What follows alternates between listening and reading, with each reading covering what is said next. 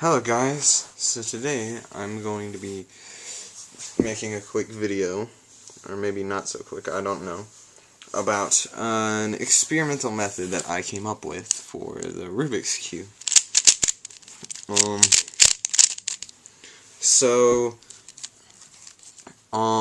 I've seen stuff similar to this, but I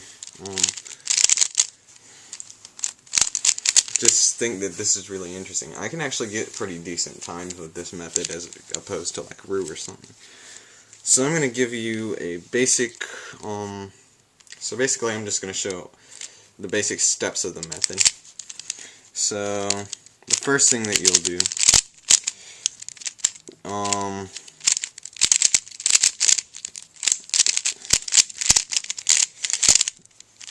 hopefully you'll do it better than that, is make the 4 slots here, these 4 columns. Now, you'll solve the top layer corners. Now typically you'd want to do this with one algorithm, but I don't know one algorithm to do it, so I just use 2 luck. Now you'll solve the bottom 4 edges,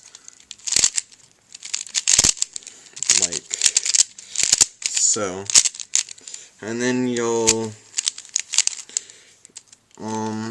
typically also here you'd want to do something that orients and permutes the top layer edge, but I don't know how to do that, so I'm just gonna orient them and then permute them like so.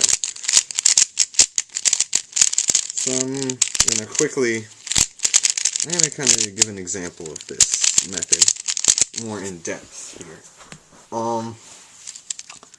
So the first thing you want to do is you build your first column thingy.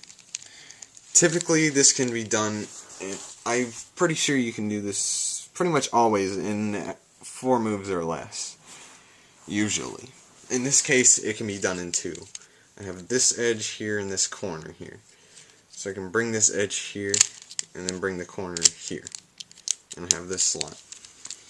It gets a little bit harder after that. In this case I would see these 2,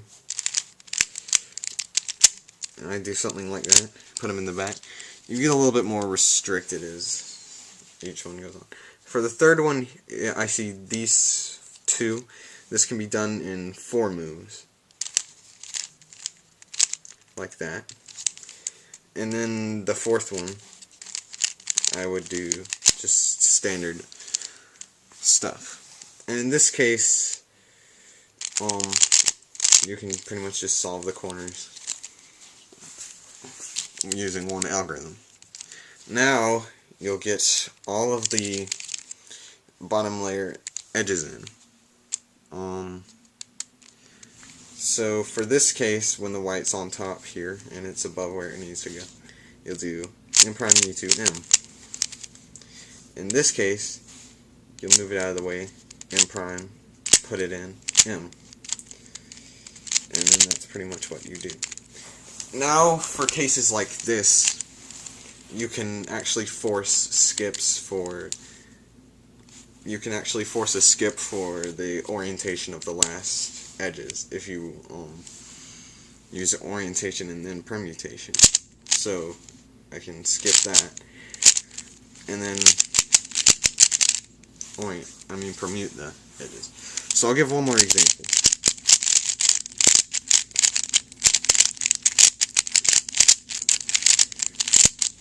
Just hand scramble. Nothing special. And for this, I see another 2 move case. This edge is already in, so you can easily put this corner in and then just rotate it here. So now I have that. The second one is usually harder.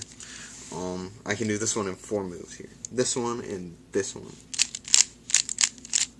Like that. For the third one, I would probably do that, and that pairs those up. Insert it into the back. You can do stuff like this to insert. Okay. And then for something like this, I don't really have an efficient way to do that. Here I can do a CLL. Here I can actually orient all of the edges before I even put them in. So that's just like that. And now all of my edges are oriented, so I won't have to worry about that. And then you're done. That's pretty much how the method goes. Particularly if you wanted to master this method, though, you would want to learn full ELL, or full last layer with edges, so you could orient and permute the edges at the same time. And you'd want to learn